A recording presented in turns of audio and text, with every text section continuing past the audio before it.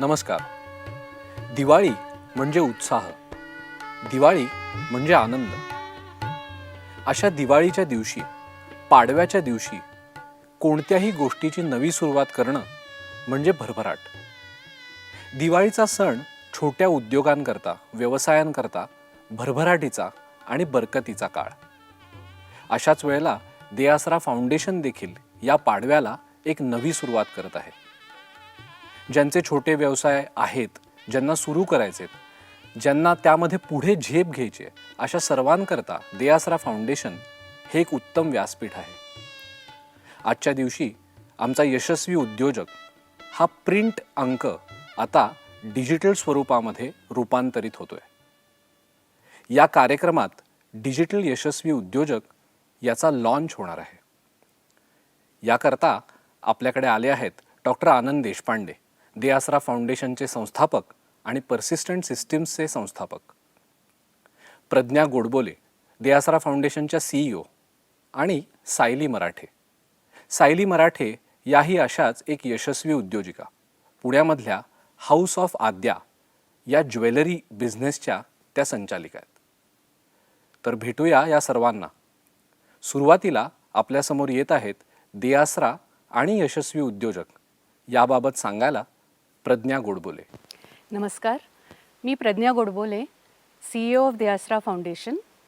आज आपण इथे यशस्वी उद्योजक हे आमचं जे मॅगझिन आहे त्याचे डिजिटल व्हर्जनच्या लॉन्च करता आपण भेटणार आहोत इथे. ॲक्च्युली त्याच्या आधी मला थोडंसं दे आसरा फाउंडेशनबद्दल आपल्या सगळ्यांना सांगायचं आहे. हे कुठनं सुरू झालं, का सुरू झालं. जसं आपल्या सगळ्यांना माहितीच असेल किंवा काही जणं आज एक्सपिरियन्स पण करत असतील, नोकरी मिळणं हे खूप अवघड झालेलं आहे. ॲक्च्युली स्टॅटिस्टिक्स बघितले तर आपल्याला कळून येतं की 10 लाख जॉब्स हे प्रत्येक महिन्याला लागत आहेत आपल्याला. जर का जे युवक आज कॉलेजेसमधनं बाहेर पडत आहेत, ह्या सगळ्यांना जर का जॉब्स मिळायचे असतील तर एवढे जॉब्स लागणार आहेत. अनफॉर्च्युनेटली एवढे नाही निर्माण होत आहेत. आणि मग करायचं काय युवकांनी? आत्तापर्यंत एंटरप्रेन्योरशिप किंवा बिझनेस करणं, सेल्फ एम्प्लॉयमेंट करणं हे करिअर ऑप्शन खूप कमी युवक बघत होते. पण हे आता बघण्याची आवश्यकता आहे. हे करिअर ऑप्शन आहे, हे युवकांच्या पुढे आहे ऑप्शन, हे सुद्धा त्यांच्या मनात येणं हे खूप गरजेचं झालेलं आहे. आणि हेच आम्ही जेव्हा सुरू केलं दे आसरा फाउंडेशन, म्हणजे 2013ला जेव्हा डॉक्टर आनंद देशपांडे विचार करत होते की असा कुठला प्रॉब्लेम आपण घेऊ शकतो ज्याच्याकरून खूप फायदा होईल सोसायटीला, तेव्हासुद्धा हाच प्रॉब्लेम होता. आणि म्हणून हा प्रॉब्लेम त्यांनी सॉल्व्ह करायला घ्यायचा असा विचार घेतला. आणि त्याच्याचवरनं त्यांची व्हिजन पुढे आली की आपण जास्तीत जास्त युवकांना बिझनेसमध्ये कसं पुढे करूयात, त्यांना त्यांचे जे काय चॅलेंजेस असतील ते ओव्हरकम करायला कशी मदत करू शकतो. छोटे उद्योजक जे आहेत त्यांना आपण पूर्ण सपोर्ट सिस्टम देऊन त्यांना बिझनेस सुरू करायला, सुरू केलेला बिझनेस चांगला चालवायला आणि ग्रो करायला कशी मदत करू शकू, कसं सपोर्ट सिस्टम देऊ शकू, ह्या मिशनखाली आपण ही संस्था सुरू करू असं त्यांनी पुढे मांडलं. आणि 2015 साली आपण दे आसरा फाउंडेशन हे लॉन्च केलं. आपण जर का बघितलं तर भारतात आज 63 मिलियन म्हणजे 6 कोटी MSME बिझनेसेस आहेत. पण ह्याच्यात जर का आपण पाहिलं तर 98% जे आहेत ते फक्त 5 किंवा त्याच्या कमी लोकांना आज जॉब्स देतात. हाच नंबर जर का वाढवू शकलो आपण, म्हणजे मायक्रो ते स्मॉल ते मीडियम ते लार्ज, असा जर का वाढू शकला हा नंबर, आणि 98% जो आहे, जो आज फक्त 5 आणि कमीना जॉब्स देतो, तो जर का जास्ती जण देऊ शकले जॉब्स, तर पटकीनी हा नंबर आपल्याला साधता येईल. जास्तीत जास्ती जॉब्स आपण निर्माण करू शकू. त्यामुळे दे आसरा फाउंडेशन जेव्हा आपण लॉन्च केलं तेव्हा ह्या सेक्टरकडे, म्हणजे आपण नॅनो एंटरप्रेनर्स म्हणूया, मायक्रोच्याहून सुद्धा लहान 5 ते 50 लाख ॲन्युअल रेव्हेन्यूवाले बिझनेसेस, ह्याच्याकडे आपण जास्ती लक्ष देऊ असं आम्ही ठरवलं. आणि जॉब्स इतक्या प्रमाणात लागणार आहेत त्यामुळे आपल्याला हे स्केलवरतीच काम करावं लागणार हे पण आमच्या लक्षात आल्यामुळे आम्ही डिजिटल टेक्नॉलॉजी वापरायचं ठरवलं. तर अशा प्रकारे नॅनो एंटरप्रेनर्सना अख्खं सपोर्ट सिस्टम कशी प्रोव्हाइड करता येईल ह्याचा विचार करून देआसरा फाउंडेशन 2015मध्ये आपण लॉन्च केलं. त्याच्याचबरोबर यशस्वी उद्योजक हे आपलं जे मराठी मॅगझिन आहे हे स्पेसिफिकली महाराष्ट्रामध्ये फोकस करून आपण ह्याचा पण लॉन्च केला 2015मध्ये. दोन्ही इनिशिएटिव्सचं हेच गोल होतं की आपण अवेअरनेस कसा क्रिएट करू शकू, जे उद्योजकांना किंवा युवकांना सुरू करायला जी माहिती लागणार आहे, जो गायडन्स लागणार आहे, मोटिवेशन लागणार आहे, हे ह्या प्लॅटफॉर्मवरनं कसं देऊ शकतो, मॅगझिनतर्फे कसं देऊ शकतो, त्यांना जे काय एज्युकेशन लागणार आहे, ट्रेनिंग लागणार आहे, आंतरप्रेनरल स्किल्स जे आपण म्हणतो ते जे लागणार आहे ते प्लॅटफॉर्मच्या थ्रू कसे देऊ शकतो. त्याच्या व्यतिरिक्त टूल्स, टेम्पलेट्स, अगदी बिझनेस प्लॅनिंगपासनं ते कॅश फ्लो मॅनेजमेंट, मार्केटिंग, ह्या सगळ्या ज्या प्रोसेसेस आहेत त्याच्याकरता लागणारे टूल्स किंवा सर्व्हिसेससुद्धा, प्रोफेशनल सर्व्हिसेस जे लागतात, एखादा चार्टर्ड अकाउंटंट लागतो किंवा डिजिटल मार्केटिंगची एजन्सी लागते, हे सगळं कुठनं मिळणार, तर हे ह्या सपोर्ट सिस्टममधनं आपण कसं देऊ शकतो ह्याचा विचार करून हे सगळं आज देआसरा प्लॅटफॉर्मवरनं आपण उपलब्ध करून द्यायचा विचार करून हे आज ऑनलाईन आहे. deasra.in वरनं सगळं मिळू शकतं. मेंटर गायडन्स पण मिळतो, एक्सपर्ट्स पण उपलब्ध असतात आणि ह्याचबरोबर आपलं मॅगझिन पण ह्या सगळ्या गोष्टींना कव्हर करून आत्तापर्यंत प्रिंट मॅगझिन म्हणून आपण सबस्क्रिप्शन बेसिसवरती महाराष्ट्रामध्ये देत होतो. आज आपण आता असा विचार करतोय की यशस्वी उद्योजक प्रिंट तर देत होतो, पण आत्ता पॅन्डेमिकच्या मध्ये आपल्याला सगळंच डिजिटल करावं लागलं. त्याबरोबर यशस्वी उद्योजक पण डिजिटल करण्याचा आपण विचार केला. त्याच्याचबरोबर कंटेंट तर आपलं खूप अप्रिशिएट होत आहे. आपल्याबरोबर खूप चांगले कंटेंट पार्टनर आहेत. अवधानी सर जे युनिक फीचर्स चं लीडरशिप करतात, त्यांच्याखाली आपण कंटेंट खूप चांगल्या प्रकारे देऊ शकतो. पण हे प्रिंट न देता डिजिटलमध्येच कसं देऊ शकू, डिजिटल करून हे जास्तीत जास्त युवकांपर्यंत कसं पोचवू शकू आपण, आणि बाईट साईज पीसेसमध्ये आज आपले यूथ हे कन्झ्युम करतात. तर असे छोट्या छोट्या बाईट साईज पीसेसमध्ये फ्रिक्वेंटली कसं देऊ शकू, ह्या सगळ्याचा विचार आपण थोडासा वेगळा करून यशस्वी उद्योजक हे आता डिजिटाईज करून डिजिटल व्हर्जनमध्ये कसं आपण देऊ शकू हा विचार करून आज आपण हे तुमच्यासमोर आणत आहोत. यशस्वी उद्योजक डिजिटल हे आपण न्यूजलेटरच्या स्वरूपात आता आपल्यापर्यंत पोचवतो आहे. हे आपल्या सगळ्या सोशल मीडिया चॅनल्स म्हणजे फेसबुक, इंस्टाग्राम, लिंक्डइन, ट्विटर, ह्या सगळ्या चॅनल्सवरनं आपल्याला ते तिथपर्यंत पोचता येईल. न्यूजलेटरला सबस्क्राईब करता येईल आणि हे न्यूजलेटर आपल्या इनबॉक्समध्ये दर आठवड्याला 3दा पोचलं जाईल. ह्याच्यात जे प्लॅटफॉर्मवरनं मिळतं त्या तर गोष्टी आपण इन्क्लूड करणारच आहोत, म्हणजे की एज्युकेशन मटेरियल, काही नवीन अपडेट्स आल्या असतील गव्हर्मेंटकडनं तर त्या अपडेट्स, त्याचबरोबर काही एक्सपर्ट्सची मतं, काही अजून एंटरप्रेनर्स, बिझनेस ओनर्सनी केलेल्या बेस्ट प्रॅक्टिसेस, ह्याचा सगळा कंटेंट, आणि ह्याचबरोबर इन्स्पिरेशनल स्टोरीज, अजून माहिती, गायडन्स, मेंटर स्पीक, हे सगळ्या गोष्टी आपण यशस्वी उद्योजकच्या डिजिटल व्हर्जनमधनं आपल्यापर्यंत न्यूजलेटरच्या थ्रू पोचवायचा प्रयत्न करणार आहोत. सो ट्यून राहा. आमच्या सोशल चॅनल्सवरती आपल्याला लिंक्स मिळतीलच, तिथे आपण जरूर जा, तिथनं लिंक करा आणि न्यूजलेटरला सबस्क्राईब करा. आणि आत्ता आज लॉन्च झाल्याबरोबर आपल्या इनबॉक्समध्ये आपल्याला ह्या सगळ्या गोष्टींचा उपलब्ध करता येईल.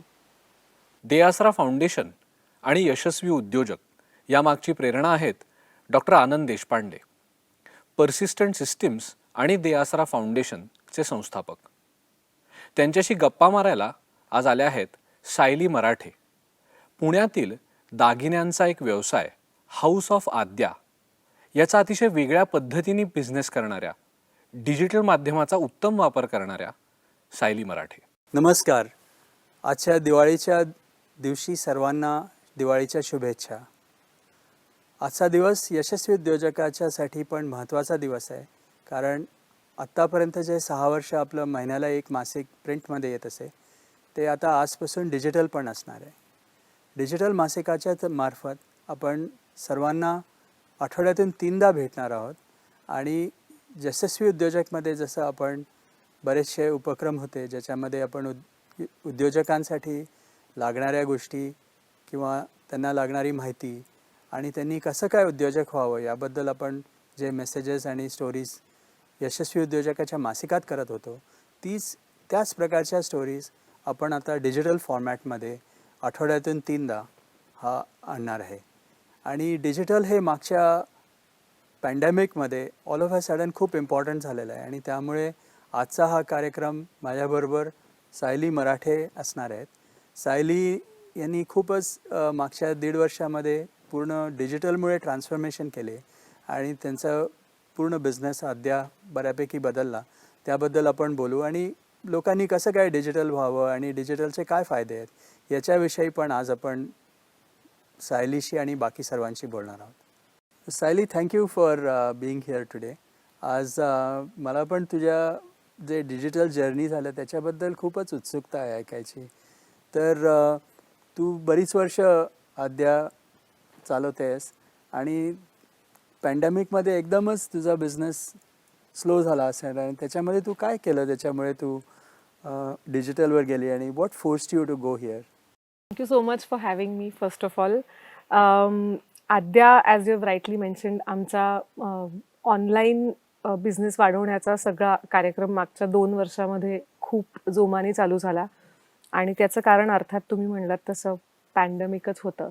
पण मला ॲक्च्युली तुमच्याकडून जाणून घ्यायचं आहे की you have been in this business for so many years. तर डिजिटायझेशन ऑफ अ बिझनेस, आपण आत्ता डिजिटायझेशनच करतो यशस्वी उद्योजकचं, तर गेटिंग अ बिझनेस ऑनलाईन किती महत्त्वाचं आहे? आता कसं आहे ना, प्रत्येक बिझनेसचं थोडंसं वेगळं बघायला पाहिजे. पण डिजिटल ट्रान्सफॉर्मेशन जे आपण म्हणतो ते प्रत्येक बिझनेसचं डिजिटल ट्रान्सफॉर्मेशन मोठे असो किंवा छोटे असो सगळ्यांचं मागच्या 10-15 वर्षामध्ये बऱ्यापैकी फार ॲक्टिव्हली चालू आहे. आणि ह्याची जर स्टोरी बघितली तर सर्वात पहिल्यांदा मार्क अँड्रीसननी 2011मध्ये वॉल स्ट्रीट जर्नलमध्ये एक आर्टिकल छापलं होतं ज्याच्यामध्ये त्यांनी सांगितलं की software is eating the world. आणि ह्याचा त्यांचा मेन थीम अशी होती की प्रत्येक बिझनेस कुठेही असो तो सॉफ्टवेअर ड्रिव्हन बिझनेस होत आहे. त्यामुळे आता समजा आपण बघितलं Tesla is really a car company but it's also a very much a software business. तसंच आपण बघितलं एअरबीएनबी किंवा उबर किंवा असे जे काय बिझनेसेस तयार झाले ते सगळे डिजिटलमुळेच तयार झाले. आणि मागच्या 15 ते 20 वर्षांमध्ये डिजिटलचा जो प्लॅटफॉर्म आहे तो बऱ्यापैकी तयार झालेला आहे. भारतामध्ये सुद्धा 1 बिलियन युजर्स फोनवरती आहेत आणि प्रत्येकाच्याकडे इंटरनेट ॲक्सेस, पेमेंट ऑनलाईन अशा सगळ्या गोष्टी झाल्यामुळे आपला जो हा पॅन्डेमिक आहे हा जर 10 वर्षापूर्वी आला असता तर खूपच वाईट झालं असतं. पण आत्ता असल्यामुळे आपली जी डिजिटल प्रगती झाली आहे ती खूपच फॅन्टॅस्टिक आणि अमेझिंग झालेली आहे. आणि ह्याच्यामध्ये कसं झालेलं आहे की आता डिजिटलमुळे आपण काय करणार आहे की प्रत्येकाच्याकडे मोबाईल फोन म्हणजे ॲक्सेस टू कम्प्युटिंग किंवा ॲक्सेस टू डिजिटल मीडिया, त्याच्यापुढे ॲक्सेस टू इंटरनेट, त्याच्यामुळे सगळेजण ऑनलाईन आणि कनेक्टेड, आणि पेमेंट, ह्या 3चा जो मेल होतो आहे त्याच्यामध्ये हा सगळा ऑपॉर्च्युनिटी विंडो तयार झालेली आहे. आणि त्याच्यासाठी बरेचसे उद्योजकांना सुद्धा आणि छोट्या उद्योजकांना सुद्धा बऱ्याच ऑपॉर्च्युनिटीज आहेत. Absolutely, I completely agree with you. कारण आमच्यासारखे बिझनेसेस जे ब्रिक अँड मॉर्टर आणि ऑनलाईन अशा 2 मॉडेल्समध्ये चालत होते, तेव्हा जेव्हा सडनली एक दिवस असं अनाऊन्स झालं की आता सगळं बंद आहे, तेव्हा we had to shift our focus आणि दॅट ओनली हेल्प्ड अस. नाही, बरोबर आहे. तर मग तू एक्झॅक्टली कसं काय शिफ्ट केलं? मग तुला असं कधी वाटलं का की मग काय होईल आता माझ्या बिझनेसचं, आणि मग एकदम कसं काय ठरवलं की तू डिजिटल व्हायचं? मी ॲक्च्युली एक पोस्ट वाचली, रतन टाटांनी एक पोस्ट केली होती आणि हिम बिंग हिम, त्यांची पोस्ट अशी होती की आता प्रत्येक बिझनेसला अडॅप्ट आणि क्रिएट करण्याची खूप गरज आहे. आणि ती पोस्ट जेव्हा मी वाचली तेव्हा माझ्या डोक्यात ते 2 शब्द खूप वेळ राहिले.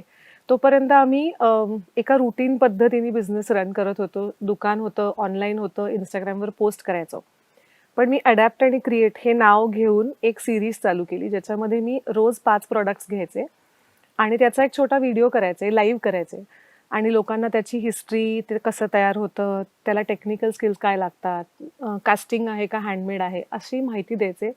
ज्यामुळे बिझनेसची ट्रान्सपरन्सी आणि क्रेडिबिलिटी खूप वाढली आणि जवळपास 15 ते 20 पट ऑडियन्स आमचा वाढला मागच्या 2 वर्षामध्ये. वा, खूपच इन्स्पायरिंग स्टोरी आहे.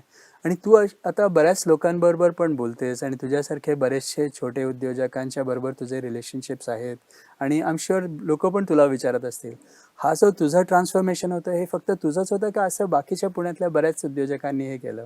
नाही, असं खूप खूप लोकांनी केलं. माझी अगदी जवळची मैत्रीण कविता कोपरकर, तिचाही साड्यांचा ब्रँड होता जो तिने कम्प्लिटली ऑनलाईन आणला आणि she is also seen magnificent growth तिच्या बिझनेसमध्ये.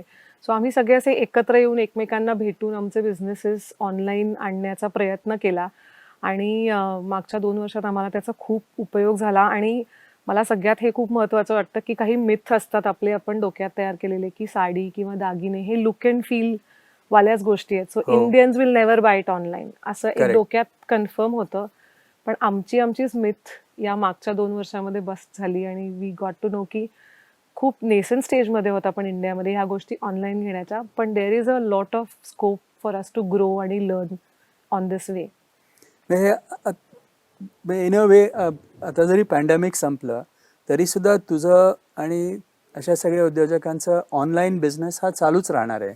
म्हणजे असं नाही होणार आहे की तुम्ही आता पुन्हा स्टोअर आल्यामुळे बाकी बंद होणार, असं मला नाही वाटत. Right? Absolutely. I think focus पण आमचा शिफ्ट झाला आहे कारण का store will always be there, but online आपण काय काय करू शकतो हे आम्हालाच या मागच्या 2 वर्षांनी जाणीव करून दिली आहे की आपण खूप अंडर एस्टिमेट केलं होतं एखाद्या बिझनेसचं ऑनलाईन असणं किंवा डिजिटायझेशन ऑफ अ बिझनेस. ह्याच्याकडे आम्ही खूप रेस्ट्रिक्टेड व्ह्यूनी बघत होतो की इथे विकू आणि ऑनलाईन पण विकू.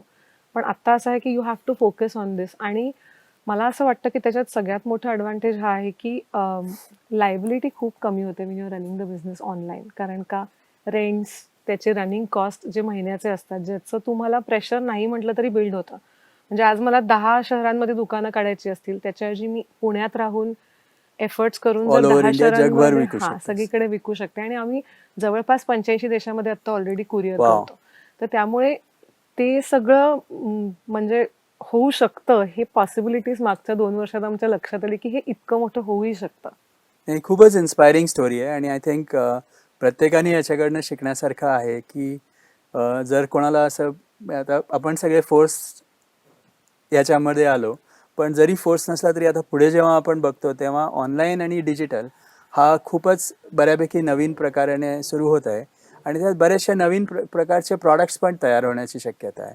आणि असं मला अजून वाटतं की आपण थोडंसं पुढे गेलो ना अजून 2-3 वर्षांमध्ये, तर आता हे जे व्हॉइस बेस्ड डिव्हायसेस आहेत किंवा अलेक्सा आहे किंवा असे सगळे डिव्हायसेस तयार होणार आहेत, त्याच्यामध्ये सुद्धा मला वाटतं बऱ्यापैकी नवीन प्रॉडक्ट्स आणि नवीन प्रकारचं इंटरनेट आणि डिजिटल इंटरॅक्शन्स होण्याच्या शक्यता आहेत. त्यामुळे मला वाटतं सर्वांनी हा थोडा विचार करावा की कसं डिजिटल व्हायचं. आणि ह्याच्यामध्ये मी सांगायला मला चांगलं वाटतं की आपण यशस्वी उद्योजकमध्ये आणि दयासरा फाउंडेशनमध्ये मागच्या वर्षभरामध्ये असे बरेच प्रयोग केले आणि बरेच लोकांना कसं डिजिटल जायचं, डिजिटल म्हणजे काय, म्हणजे नुसतं फेसबुक आणि इंस्टाग्राम नसून वेबसाईट, फेसबुक, इंस्टाग्राम या सगळ्यांना कसं काय कनेक्ट करायचं आणि त्याच्यातनं आपण कसं लोकांना एनकरेज करायचं की तुम्ही कसं विकत घेणार आणि विकत घेत राहणार. अजून सबस्क्रिप्शन्स पण एक बऱ्यापैकी इंटरेस्टिंग कॉन्सेप्ट झालेला आहे. लोक सबस्क्राईब करायला लागलेत की अशा सगळ्या गोष्टींमध्ये की तुम्हाला instead of buying one time तुम्ही जर सबस्क्रिप्शन घेऊ शकलात तर मग तुम्हाला ऑन गोईंग आणि कंटिन्युटी मिळते आणि it's easy to reach different peoples house. So असे सगळे नवीन बिझनेस मॉडेल्स खूप तयार होत आहेत. त्याच्यामुळे पण डिजिटलचे फायदे हे आता कंटिन्यू होत राहतील. ॲब्सोल्युटली. दयासरा मला मागच्या 1.5-2 वर्षात त्याच्याविषयी खूप माहिती कळली आणि मला नेहमी असं वाटतं की जर मी चालू केलं तेव्हा जर मला दयासरा माहिती असतं तर ज्या गोष्टी मी चुका करत करत शिकत गेले त्या मला कदाचित पहिल्या वर्षात सगळ्या शिकायला मिळाल्या असत्या. कारण त्याच्यावरच्या सगळ्या सर्व्हिसेस ह्या आम्ही एक्सप्लोअर करत राहिलो अनेक वर्ष. पण वेबसाईट करणं खरंच इतकं सोपं आहे, डिजिटल मार्केटिंगसाठी आपल्याला मदत मिळू शकते. ह्या सगळ्या ऑनलाईन बिझनेस एनेबल करण्याच्या गोष्टी ह्या सगळ्या एके ठिकाणी असल्यामुळे ते खूप सोपं आणि खूप मदतीचं आहे. Thank you for saying that. Clearly आपल्याला तुझ्यासारख्याच आणि अजून जे उद्योजक आहेत त्यांना ज्या लागणाऱ्या किंवा त्यांना ज्या डिफिकल्टीज येतात त्या सर्वांना आपण कसं ओव्हरकम करायचं याच्यासाठीच यशस्वी उद्योजक हा आपला प्रयोग आहे. आणि मला तुझ्याबद्दल एक अजूनही खूप चांगलं वाटतं की तू म्हणजे कसं आहे की तू असं खानदानी ज्वेलर नाही आहेस. नाही. म्हणजे तू प्रोग्रामर होती, टेक्नॉलॉजीमध्ये काम केलं, 11 वर्ष तिथे जॉब केला आणि ऑल ऑफ अ सडन तुझी हॉबीचा बिझनेस झाला. तर त्याबद्दल पण काही सांग की कोणीही असं एंटरप्रेन्योर होऊ शकतं का म्हणजे तुझ्यासारखे? तुला कसं काय वाटलं की मी एंटरप्रेन्योर व्हावं? मी SAP मध्ये होते 11 वर्ष आणि मी आवड म्हणून UKला असताना ऑफिसमधून लवकर घरी यायचे म्हणून ज्वेलरी मज्जा म्हणून चालू केली आणि ते फेसबुकवरती तेव्हा putting up a selling something was very novel idea. तेव्हा Facebook was specifically social media.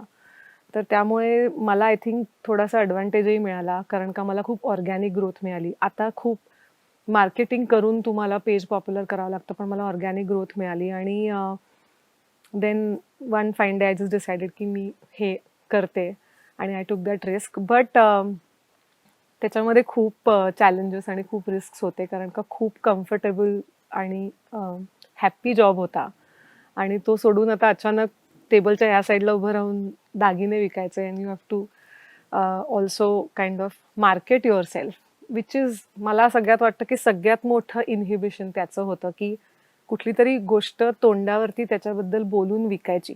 आणि हा प्रश्न मला ॲक्च्युली तुम्हाला विचारायचा आहे कारण का मी ऑन द जॉब शिकत गेले आणि मला असं वाटतं अजूनही मला ते करता येत नाही. खूप वेळेला लाज वाटते स्वतःच्या प्रॉडक्टबद्दल किंवा स्वतःच्या कंपनीबद्दल बोलण्याची.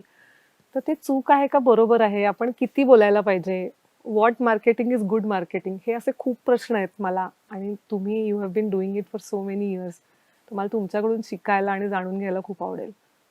हा ॲक्च्युली खूप चांगला प्रश्न आहे आणि याच्यावरती म्हणजे कसं आहे की माझं ओपिनियन असं आहे की जर जो उद्योजक असतो त्यांनी सेल्समन होणं अत्यंत आवश्यक असतं.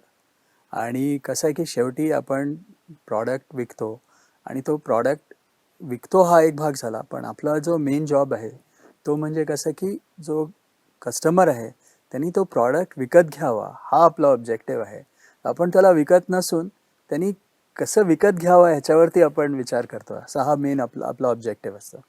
तर जेव्हा आता कुठल्याही प्रॉडक्टमध्ये असं असतं, तर मी आता सॉफ्टवेअर किंवा कंपनीजमध्ये जाऊन सॉफ्टवेअर विकतो, तर सगळ्यात महत्त्वाची गोष्ट अशी आहे की त्या कस्टमरनी आपल्याला लक्षात ठेवायला पाहिजे. जर तो कस्टमर आपल्याला आठवू शकला नाही तेव्हा तर मग काही फायदा होत नाही. आता तुझ्या ह्याच्यामध्ये सुद्धा कोणी येतं पहिल्यांदा बघत असतील तेव्हा त्यांना असं वाटतं की घ्यावं पण नाही घ्यावं, मग ते खूप विचार करतात. एखाद्या वेळेस महाग प्रॉडक्ट असतो तेव्हा त्यांना वाटतं की नको आज मला असं वाटत नाही घ्यावं असं, मग ते चालू जातात.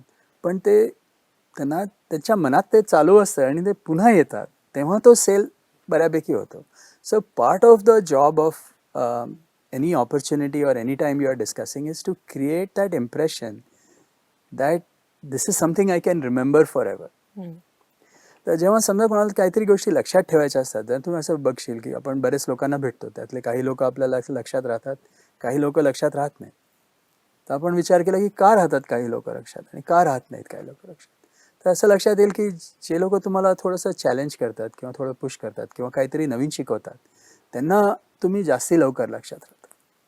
तर जेव्हा तुम्ही तुमचा आता प्रॉडक्ट सांगताय की तुम्ही प्रॉडक्टबद्दल सांगताय, तर प्रॉडक्टबद्दल नुसतं सांगितलं की हा प्रॉडक्ट ग्रेट आहे, प्रॉडक्ट खूप छान आहे, तर ते ठीक आहे सांगावं असं अर्थात, पण त्यांना तेवढं लक्षात राहणार नाही.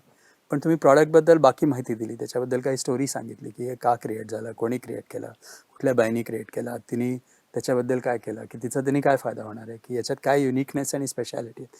ह्या ज्या छोट्या छोट्या गोष्टी असतात ना, त्या गोष्टी लोकांना जास्ती लक्षात राहतात. So objective of sales and marketing in some sense is to make sure that people remember you forever or for a long time to come. And for that तुम्ही जे काय सांगायचं ते कसं सांगायचं की त्यांनी त्यांच्या लक्षात राहिलं पाहिजे.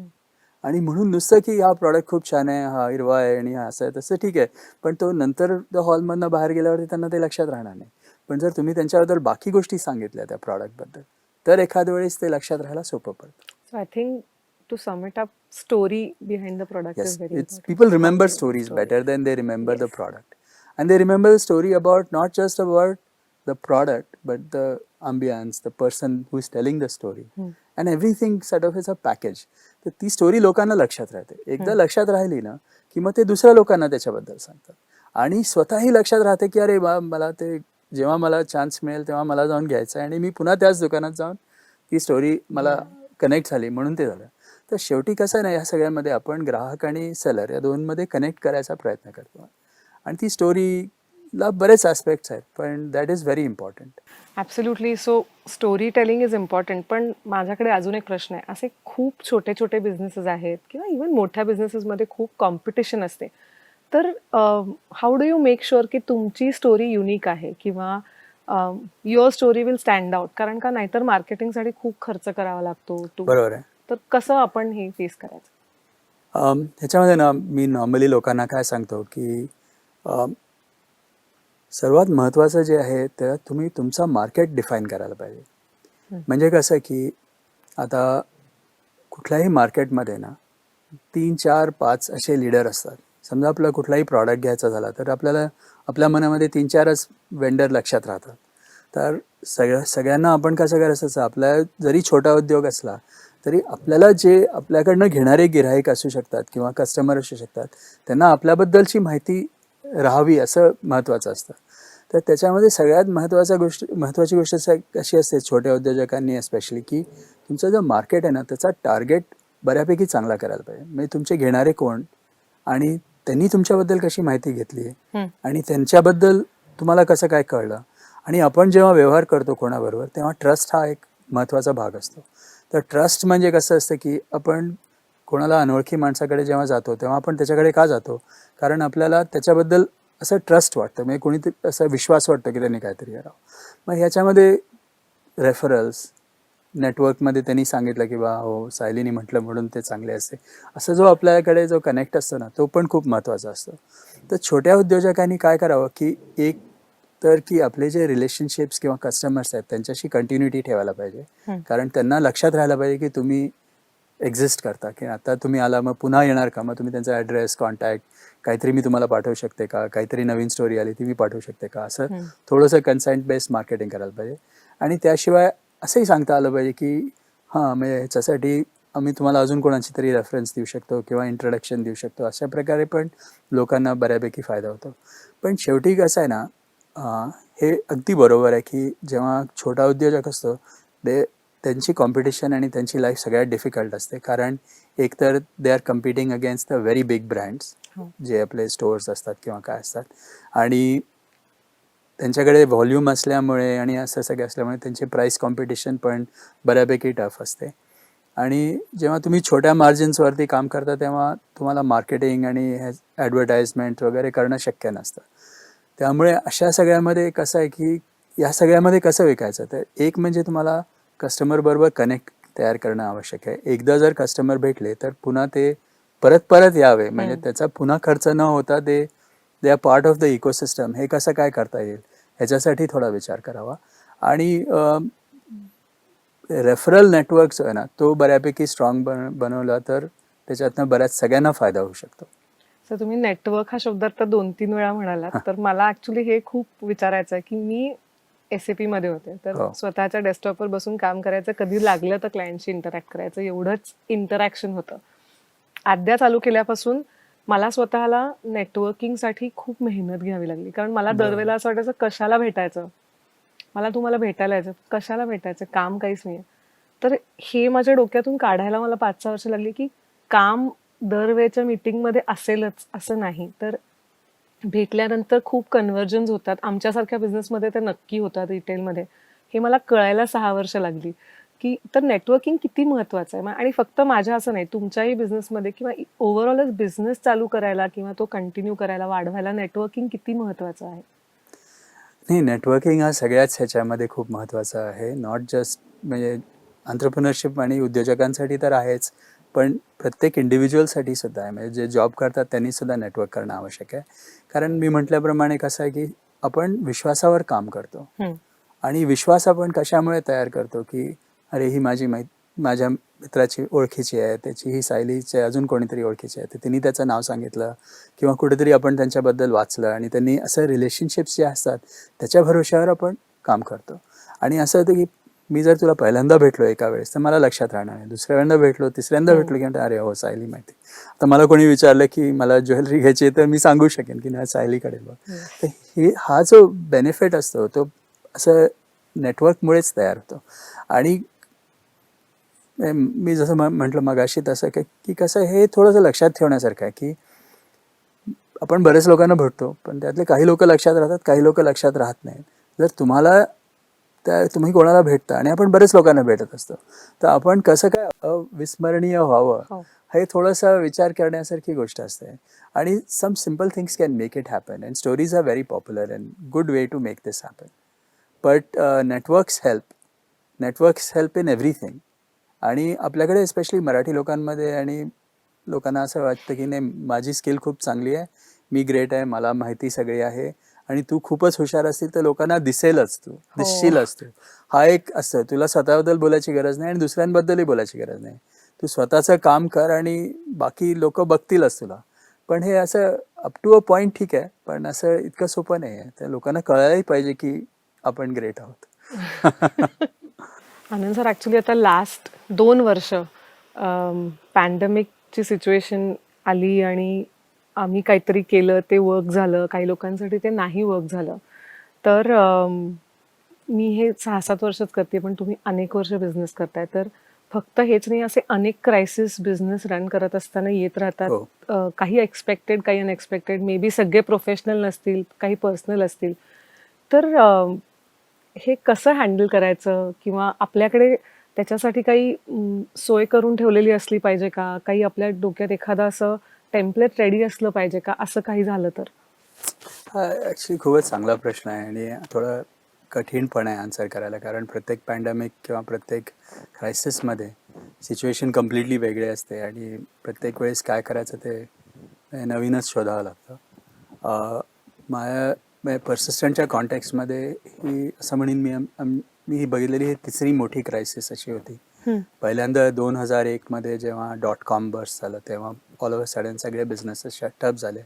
आमची कंपनी पण 150 लोक होते तेव्हासुद्धा आमचा ऑलमोस्ट 50% बिझनेस अफेक्ट झाला होता. तसंच 2008मध्ये पण जेव्हा फायनान्शियल क्रायसिस झाली, तेव्हा पण ऑल ओव्हर सडन मार्केट एकदम श्रिंक झालं आणि तेव्हा काय करायचं ह्याच्यामध्ये थोडंसं प्रॉब्लेम झाला. तर या सगळ्या क्रायसिसमध्ये आणि मी आता जेव्हा पॅन्डेमिक सुरू झालं तेव्हा पण ह्याच्याबद्दल बोललो होतो, तर सगळ्यांना असे 5-6 आयडियाज दिल्या होत्या की तुम्ही या गोष्टींवर विचार करावा. आणि हा मला असं लक्षात आलं की by and large it works in all crisis. So the first thing is की कॅश फ्लो मॅनेजमेंट. आपले सगळे बिझनेस कॅश फ्लोवरती चालतात. तर जेव्हा पॅन्डेमिक येतो किंवा असे काही क्रायसिस येते, तेव्हा आपल्याकडे किती कॅश आहे आणि आपले किती किती महिने आपण चालू शकतो, किंवा आपण यातल्या कॅश फ्लोपैकी काय गोष्टी डिफर करू शकतो किंवा रिड्यूस करू शकतो, हा सगळ्यात महत्त्वाचा आणि पहिला प्रश्न आहे. कारण शेवटी कसं आहे की छोटे बिझनेसेस म्हणजे कॅशवरती चालतात आणि तुमच्याकडे जर कॅश नसली तर you are out of business. So you have to manage your cash flow and have a good understanding of managing cash flow. हा कॅश फ्लो जो आहे फक्त क्रायसिसमध्येच न मॅनेज करता हा नेहमीच आपल्याला मॅनेज करायला लागतो. कारण प्रत्येक उद्योग आणि business is all about managing cash flow. आणि आपण यशस्वी उद्योजक आणि देआसरामध्ये कॅश फ्लो मॅनेजमेंटवरती बरंच एम्फेसिस देऊन बरेच कोर्सेस, ट्रेनिंग असं सगळं केलेलं आहे. सो हा cash flow management is first and most important. The next important thing is customers. की क्रायसिसमध्ये जे जे कस्टमर्स आहेत ते आपल्याशी राहिले पाहिजे, आपल्याबरोबर राहिले पाहिजे, आणि they should not leave you. तर ह्याच्यासाठी काय करता येईल हा एक महत्त्वाचा भाग असतो. क्रायसिसमध्ये तुम्ही क्रायसिसमध्ये आहात हे कस्टमरलाही लक्षात येलेलं असतं, किंवा बाय अँड लार्ज सगळीकडेच पॅन्डेमिक होता त्यामुळे सगळेच लोक जरा स्टन होते. आणि या सिच्युएशनमध्ये आपण आपले जे कस्टमर आहेत त्यांच्याबरोबर कसं आपण इंटरॅक्ट करू शकतो, कसं आपण त्यांच्याबरोबर म्हणजे बरोबर कॉन्टॅक्टमध्ये राहू शकतो, किंवा काय प्रॉब्लेम्स असतील तर त्यांच्याबरोबर डिस्कस करता येतील का. कारण customers are the main ingredients for the business आणि प्रत्येक बिझनेसमध्ये थोडासा फरक असतो. पर्सिस्टंटच्या कॉन्टॅक्ट्समध्ये कसं होतं की आम्ही जेव्हा 2001 किंवा 2008मध्ये बरेचशा बिझनेसेस बरोबर काम करत होतो, ते बिझनेसेसच बंद झाले. त्यामुळे आमचा पूर्ण बिझनेस त्याच्यात झिरो झाला. पण एक लक्षात आलं की सगळी जी लोक त्याच्यात काम करत होती ना, त्यांना आम्ही बऱ्यापैकी म्हणजे सपोर्ट केलं होतं आणि त्यामुळे त्यांनी जिथे जॉईन केलं तिथे ते पुन्हा आमची कस्टमर झाली. त्यामुळे कस्टमर जे आहेत त्याचे हे आपलं लॉंग टर्म रिलेशनशिप कसं मॅनेज करायचं हा दुसरा आणि महत्त्वाचा भाग झाला. तर त्याच्यानंतर हा दुसरा झाला. राईट. तिसरा जो इम्पॉर्टंट ॲस्पेक्ट आहे या सगळ्यामध्ये तो म्हणजे कसं की आपली जी टीम आहे त्यांचं कसं काय मॅनेज करायचं. सो ह्याच्यामध्ये कसं होतं की पहिली रिॲक्शन होते, अच्छा कॅश फ्लो मॅनेज करायचे, आपल्या सगळ्या लोकांना जे एक्स्ट्रा आहेत त्यांना काढून टाकू किंवा असं करू. पण शेवटी कसं आहे की आपला हा बिझनेस लॉंग टर्म चालणार आहे. हो. त्यामुळे आपल्या एम्प्लॉईजची काळजी घ्यायची आपली जबाबदारी आहे. आणि याच्यामध्ये असंही होतं की जेव्हा आपण आपल्या एम्प्लॉईजची काळजी घेतो आणि असं सगळं करतो, एम्प्लॉईजला आपल्याला वाटतं त्यापेक्षा बरंच जास्ती आपल्याबद्दल ज्ञान असतं आणि बिझनेसची काय सिच्युएशन ते सगळ्यांना माहिती असते. तर थोडं ट्रान्सपरंटली लोकांना सांगितलं की बा अशी अशी सिच्युएशन आहे, आपली परिस्थिती वाईट आहे, आता असं असं होणार आहे, पण आपण सगळ्यांचे जॉब शक्यतोवर प्रोटेक्ट करणार आहोत. तुम्ही पण थोडी मदत करा, आपणही मदत करू, आपण बरोबर मिळून ही क्रायसिस सॉल्व्ह करू. त्याच्यात तुम्हाला एम्प्लॉईजकडनं पण खूप चांगले सजेशन मिळू शकतात. सो हा एक तिसरा आणि खूप महत्त्वाचा भाग आहे. तर 3 इन्ग्रेडियंट्स आहे, कॅश फ्लो आपली मॅनेज करायची, येस. दुसरं कस्टमर्स कसे रिटेन करायचे, आणि तिसरं आपल्या एम्प्लॉईजला कसं काय बरोबर घेऊन काम करायचं. चौथा जो भाग आहे तो सॉर्ट ऑफ टूल्स आणि टेक्नॉलॉजी रिलेटेड आहे. म्हणजे कसं की आत्ता आपण जेव्हा डाऊन असतो तेव्हा आपल्याकडे थोडासा वेळ असतो, बाकीच्या गोष्टी करायला थोडा चान्स मिळतो. तर आपले जे बिझनेस स्लो असल्यामुळे इंटरनल सिस्टम्स जे असतात त्याच्यावरती आपण पुन्हा एकदा रिलुक करू शकतो की बा असं काही आहे का. तर म्हणजे आता डिजिटलचं जे झालंय ते त्याच्यामुळेच बऱ्याच लोकांना झालं की आता माझ्याकडे वेळ होता. जर तुमचं जो बिझनेस इतका बिझी असतो त्याच्यात तुम्हाला आता डिजिटल करू, मी फेसबुकवर व्हिडिओ करू, असा वेळच नसता मिळाला. पण हा जो चान्स मिळाला त्याच्यामध्ये आपले इंटरनल सिस्टम्स, ट्रेनिंग, बाकीच्या लोकांना काय शिकता येईल, स्वतः काय नवीन शिकता येईल, या गोष्टी करायला जो वेळ मिळतो तो वेळ वाया न घालवता तो वापरला गेला तर त्याच्यातनं क्रायसिसमधनं निघताना बऱ्यापैकी फायदे होऊ शकतात. आणि फायनली कसं आहे ना, या सगळ्यामध्ये आपण धीर धरून विश्वास ठेवला की पुढे काहीतरी होणार आहे आणि याचा एंड असणार आहे, तर त्याच्या भरोश्यावरती सगळे चा उद्योग चालतो. त्यामुळे शेवटी आपण स्वतःला धीर द्यायचा, लोकांनाही धीर द्यायचा, आणि याच्यामुळे आपल्याला हे माहिती आहे की ही क्रायसिस इव्हेंच्युअली एंड होणार आहे, आणि जेव्हा ती एंड होईल तेव्हा are we in a better place. तर तो ठेवून विश्वासाच्या भरोश्यावरती सगळे एंटरप्रेन्योर काम करतात. आणि मला असं सांगायला खूप चांगलं वाटतं की मी आता बरेच लोकांना भेटतो आणि मागच्या 1.5 ते 2 वर्षामध्ये बरेचसे लोक आता अशा सिच्युएशनमध्ये आहेत, आय वुड से की ते बरेच पुढे आलेले आहेत. म्हणजे ते जर कंटिन्यू केलं असतं त्यांनी जसं होतं तसं, तर तिथे येण्यापेक्षा आता ते एक्सपोनेन्शियली बेटर सिच्युएशनमध्ये आहे. So I think the next few years should be good for entrepreneurs. But ह्या ज्या सगळ्या क्रायसिस मॅनेजमेंटच्या गोष्टी आहेत त्या म्हणजे सतत तयार राहणं आवश्यक आहे. हो, आणि कॉन्शियसली ह्या गोष्टी आता जर हां, आम्ही manage लक्षात करायला. ठेवल्या तर मला वाटतं ह्याचा खूप उपयोग होईल. कारण अनकॉन्शियसली मी ह्यातली एक गोष्ट पॅन्डेमिकमध्ये केली होती, पण ती आत्ता मला तुम्ही सांगितल्यानंतर म्हणजे you actually spelled it out for me. So आम्ही मागच्या वर्षी जेव्हा लॉकडाऊन झाला त्याच्यानंतर 1 आठवड्याभराने आम्ही ऑनलाईन असं सांगितलं की स्टुडिओ बंद आहे, आम्ही घरी आहे, कोणी बाहेर नाही पडू शकत आहे, पण वेबसाईट चालू आहे. सो तुम्ही जर ऑर्डर्स प्लेस केल्यात तर जेव्हा कधी ओपन होतील त्याच्या पहिल्या आठवड्यामध्ये आम्ही तुमचे ऑर्डर्स शिप करू. पण if you place orders only then we can sustain, असं आम्ही इंस्टाग्रामवरती एक 10 मिनिटाचा व्हिडिओ करून टाकला. आणि जेव्हा 1.5-2 महिन्यांनी ई कॉमर्सला परमिशन मिळाली आणि स्टुडिओ ओपन झाला तेव्हा मला 450 ऑर्डर्स ऑलरेडी आलेल्या Wow. होत्या. सो खूपच त्याच्यामुळे impressive आहे. तेव्हा मला खूप लाज वाटत होती हे सांगायला की मी तुम्हाला ऑर्डर शिप करणार नाहीये, पण तुम्ही पेमेंट करा आणि ऑर्डर देऊन ठेवा. पण आय थिंक क्रेडिबिलिटी होती. Maybe I had earn those 450 people, ज्यांना असं होतं की हे जेव्हा ओपन करतील तेव्हा नक्की ऑर्डर पाठवतील. बरोबर. सो आय थिंक अनकॉन्शियसली मी हे केलं होतं, पण आता तुम्ही ते स्पेल आउट केल्यामुळे ते मुद्दे खूप छान लक्षात राहिले. आनंद सर, आमच्या फॅमिलीमध्ये ॲक्च्युली कोणाचाच बिझनेस नाही आहे. मी पण तो ॲक्सिडेंटली चालू केला. तर ऑल दीज 8 इयर्स मला कायम असं वाटायचं की मला काही गोष्टी ज्या नंतर आल्या त्या मला आधीच माहिती असत्या तर कदाचित हा सगळा स्ट्रगल आणि चॅलेंज जरा कमी झाला असताच पण कमी झाला असता. तर हे स्किल्स शिकायला मला देयासराच्या वेबसाईटवरती ॲक्च्युली पहिल्यांदा एक बिझनेस प्लॅन रेडीमेड टेम्पलेट आलं. कारण बिझनेस प्लॅन असं म्हणल्यानंतर ज्या माणसाला काहीच बॅकग्राऊंड नाही आहे, त्याच्या डोक्यात काहीच नसतं, इट्स अ ब्लँक स्लेट. तर तो बिझनेस प्लॅन असेल किंवा मार्केटिंग प्लॅन असेल किंवा आपण मगाशी बोललो की कॅश फ्लोचं ट्रेनिंग मी सुद्धा अटेंड केलं देयासराचं. तर मला तुम्हाला हे विचारायचं होतं की एंटरप्रेनर होण्यासाठी स्किल्स असणं किंवा ते शिकणं किती महत्त्वाचं आहे. आणि देयासरावर मी स्वतः खूप गोष्टी पाहिल्यात, पण तुम्ही जर त्याच्याबद्दल सांगितलं त्या स्किल बिल्डिंगबद्दल तर खूप आवडेल ऐकायला. See, entrepreneurship is a little difficult, but कसं झालेलं आहे की everyone needs to be an entrepreneur in some form or the other. आणि बऱ्याचशा स्किल तू शिकल्यासारख्या मी पण ऑनलाईनच शिकलो. म्हणजे ऑनलाईन म्हणजे bye doing the job. On the हां. जॉब शिकलो. आणि असंच बरेचसे लोक शिकत असतात. पण देआश्रममध्ये असा आयडिया होती की प्रत्येकाने सगळ्या फ्रॉम स्क्रॅच शिकण्यापेक्षा आपण एक दुसऱ्याकडून काही शिकू शकू का, काही अशा गोष्टी आहेत का ज्या आपण त्याच्यामध्ये छोट्या छोट्या मॉड्यूल्स किंवा कोर्सेसमध्ये करू शकतो. हम्म. आपण समजा एंटरप्रेन्योरला सांगितलं की तू जाऊन 1 वर्ष जाऊन ट्रेनिंग कर वगैरे, ते कोणाला शक्य होत नाही. लोकांना कधीच एंटरप्रेन्योरला असं सुट्टी घेऊन केले तर असं वाटतं की बाबा बिझनेसच बंद पडेल. बरोबर. त्यामुळे अशा गोष्टी पाहिजे की ज्या ऑनगोईंग असतील, जेव्हा लागेल तेव्हा मदत असायला पाहिजे, मेंटरशिप जेव्हा असेल तेव्हा मेंटरशिप मिळायला पाहिजे. आणि ॲडवाईस जो पाहिजे तो असा असावा की त्यातनं टेकअवेज पाहिजे, ॲक्शनेबल काय असेल तरच पाहिजे. नुसतं काहीतरी करा आणि खूप चांगलं होईल असं म्हणणारे लोकांचा काय उपयोग नसतो. जेव्हा एंटरप्रेन्योरला जेव्हा तो प्रॉब्लेम येतो तेव्हा त्याला इमिडिएट सोल्युशन हवं असं असायला पाहिजे. तर देआश्रममध्ये आम्ही काय केलं की आम्ही बरेचसे असे उद्योजकांच्या प्रॉब्लेम्स किंवा स्टोरीज कलेक्ट केल्या आणि बघितलं की कुठे काय प्रॉब्लेम्स आहेत.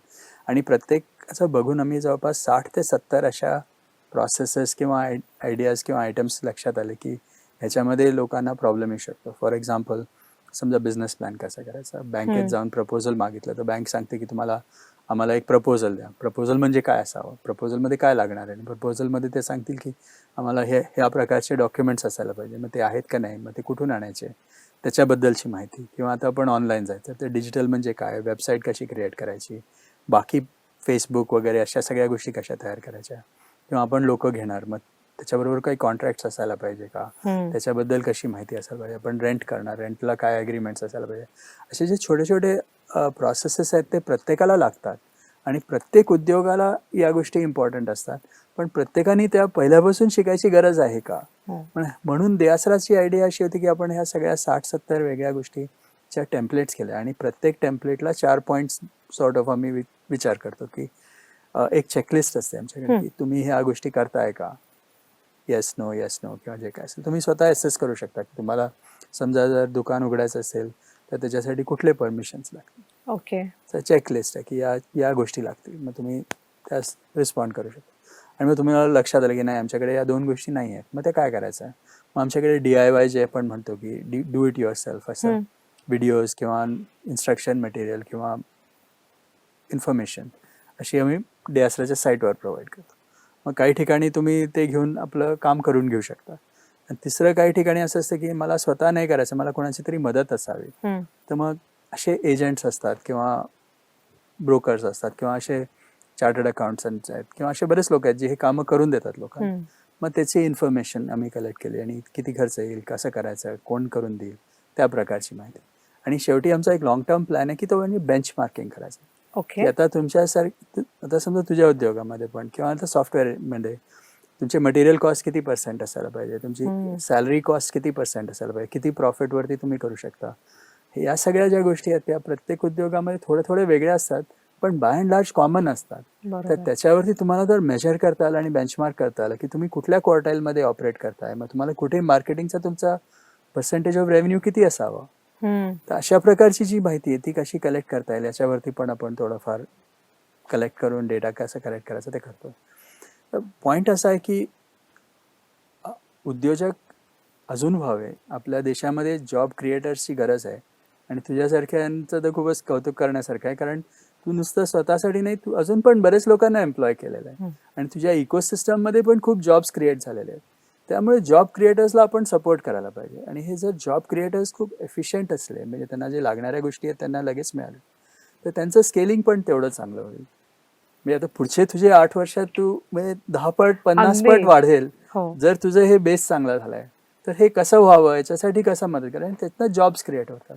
हा बेसिकली देआसराची मिशन आहे की create jobs through entrepreneurship and through by helping job creators. हो, अगदी बरोबर आहे. मी ॲक्च्युली पहिली 5-6 वर्ष कधी मटेरियल कॉस्ट, प्रोक्युअरमेंट किती करायला पाहिजे, प्रॉफिट किती असायला पाहिजे, त्याच्याप्रमाणे काही वर्किंग करायचं ह्यातलं काहीच केलं नव्हतं. जेव्हा मोठ्या जागेत आम्ही मूव्ह झालो तेव्हा हे सगळे विचार डोक्यात यायला लागले आणि तेव्हाच I happen to visit the website आणि त्यात तर बरेच टेम्पलेट्स मी डाउनलोड केले आणि ती वापरायला सुरुवात केली. आणि मी अजून एक खूप इंटरेस्टिंग गोष्ट म्हणजे मी हेल्पलाईनवरती सुद्धा देआसराच्या बोलले, कारण मला काही प्रश्न होते जे मी त्यांना विचारले. तर मला खूपच इंटरेस्टिंग वाटलं की आणि मी ती वेबसाईट खूप लोकांबरोबर शेअर केली ज्यांनी 1.5-2 वर्षात किंवा 3 वर्षात you. बिझनेस चालू केलेत, की प्लीज आम्ही ज्या चुका केल्या त्या प्लीज करू नका, त्याच्यात वेळ घालवू नका. कारण का एकीकडे हे खूप चांगलं वाटतं, की आपण आपलं शिकत होतो. पण त्याला तेवढा वेळ घालवण्याची खरं तर गरज नाहीये आणि कोणीतरी तुमच्यासाठी ते ऑलरेडी करून ठेवलंय. तर त्याचा वापर करून you can probably concentrate on increasing your business rather than struggling with the basics. Correct.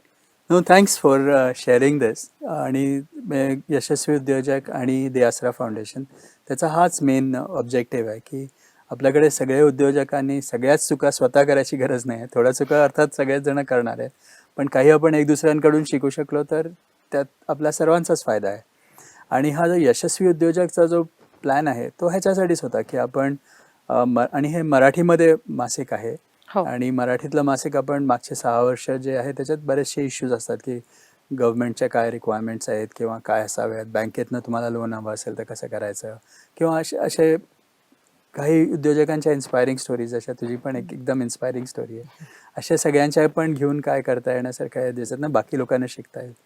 आता जसं सगळ्या गोष्टी डिजिटल झाल्या तशा यशस्वी उद्योजकांनी पण आम्ही ठरवलं की आता डिजिटल करायचं. आठवड्यातून 3 अंक म्हणजे बुधवार, शनिवार, रविवार असे 3 अंक काढणार आहे आपण, आणि ते सर्वांना ईमेलवरती किंवा मग पुढे व्हॉट्सॲपमध्ये सुद्धा मिळू शकतील. तर तुम्ही ह्याच्यावर सबस्क्राईब करा आणि मराठीत आपण या सर्व छोट्या छोट्या गोष्टी आणि लोकांच्या प्रश्नांची उत्तरं वगैरे असं सगळं यशस्वी उद्योजक डिजिटल याच्या माध्यमाने करणार आहे. आय जस्ट होप की जास्तीत जास्त लोक हे सबस्क्राईब करतील, कारण Let's also खूप hope so. Tier 2 tier 3 cities पर्यंत हो. मे बी प्रिंट पोहोचत नसेल. पण आता तुम्ही मगाशी म्हणलात तसं मोबाईल सगळ्यांच्या हातात आहे, इंटरनेट आहे, तर हे जास्तीत जास्त छोट्या छोट्या एंटरप्रेनर्स पर्यंत पोचायला हवं अशी इच्छा व्यक्त करते. नाही, thank you very much. Your support and is very valuable. आणि असंच आपण बाकीच्या पण उद्योजकांना मदत करू. आणि भारतासारख्या देशामध्ये आपल्यात सर्वात जास्तीत जास्त उद्योजक व्हावे ही म्हणजे सगळ्यांनाच ह्यानी फायदा होण्यासारखा आहे. येस.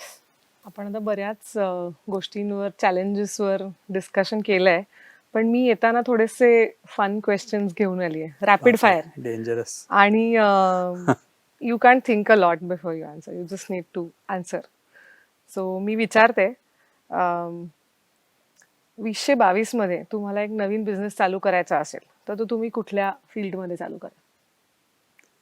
2022 मध्ये जर करायचं असेल तर मी टेक्नॉलॉजीमध्ये करेन. ओके. 3 स्टार्टअप्स ज्याच्यात तुम्हाला इन्व्हेस्ट करायचं आहे असं जर म्हटलं तर कुठल्या स्टार्टअप्समध्ये करा? Maybe not names, but कुठल्या क्षेत्रातल्या स्टार्टअप्समध्ये? That depend on the founder. I would bet on the founder rather than the startup. ज्या स्टार्टअपमध्ये फाउंडर चांगला असेल, म्हणजे ज्याच्यावरती मला विश्वास असेल की हा काहीतरी करू शकेल, त्याच्यावर मी बेट करते. ओके. नेक्स्ट क्वेश्चन इज, तुम्हाला असं होतं का कधी की कामाचा खूप कंटाळा आलाय आणि आला तर तुम्ही काय करता? मी झोपायला जातो. तुमचं सगळ्यात आवडतं गॅजेट कुठलं आहे? Are you a gadget fan first? आणि असं I have lots of gadgets. आणि I am on the phone all the time, but I have lots of different kinds of gadgets. Okay. So it's difficult to choose one. हां, may be phone. या. कधी जर अर्थ मंत्रालय सांभाळण्याची संधी मिळाली तर what is the first decision that you will take? बापरे. No, so I think, as I said, I really believe that entrepreneurs are going to make things happen. So I would make it very easy to be entrepreneurs and really encourage entrepreneurship in a big way. Second last question आहे, इतक्यात पाहिलेला कुठल्याही language मधला एकदम आवडलेला picture? मला सगळ्यात favourite cinema जर तू विचारशील तर तो म्हणजे स्पेशल 26. पण तो मी बरेचदा बघितलाय. ओके. आणि लास्ट क्वेश्चन, सगळ्यात आवडतं शहर कुठलं? Of course, I like Pune, but if I'm looking outside, I like San Francisco. Okay. So thank you, Sayali. आज खूपच तुझ्याशी गप्पा मारण्यात मजा आली. आणि happy Diwali to you again. Happy Diwali to you and the Asraj family, persistence family. Thank you Yes. So much for having me here. Please सगळ्यांना सांगतो की तुम्हाला जर डिजिटल यशस्वी उद्योजकची कॉपी असेल तर प्लीज ऑनलाईन जाऊन आपला ईमेल ॲड्रेस द्यावा, आणि तुमच्याकडे जर आली तर प्लीज बाकीच्यांनाही पण फॉरवर्ड करावे. आणि तुम्हाला काही प्रश्न असतील की जे आपण यशस्वी उद्योजकमध्ये आन्सर करावे असं वाटत असेल तर प्लीज कळवा. आपला हा कोलॅबरेटिव्ह मुव्हमेंट आहे असं म्हणू. आणि thank you Sayali for being part of this. Thank you so much. Doctor Anand Deshpande आणि सायली यांच्या गप्पांनंतर एक गोष्ट आपल्या लक्षात आली असेल, आणि ती गोष्ट आहे केवळ नोकरीच्या मागे न लागता स्वतःचं विश्व तुम्हाला उभं करता येतं. आणि ते तुमचं विश्व उभं करण्यासाठी मदतीला असणार आहे देआसरा आणि यशस्वी उद्योजक. या व्हिडिओच्या खाली डिस्क्रिप्शनमध्ये आम्ही त्याची लिंक दिली आहे. तिथे जा, सबस्क्राईब करा आणि आमच्यासोबत तुम्ही कनेक्ट राहा. तुमचं जे स्वप्न आहे उद्योजक बनण्याचं, काहीतरी नवीन करण्याची उर्मी जी तुमच्यामध्ये आहे त्याला पूर्ण करण्यासाठी यशस्वी उद्योजक आणि देआसरा कायम तुमच्या साथीला असेल, सोबतीला असेल.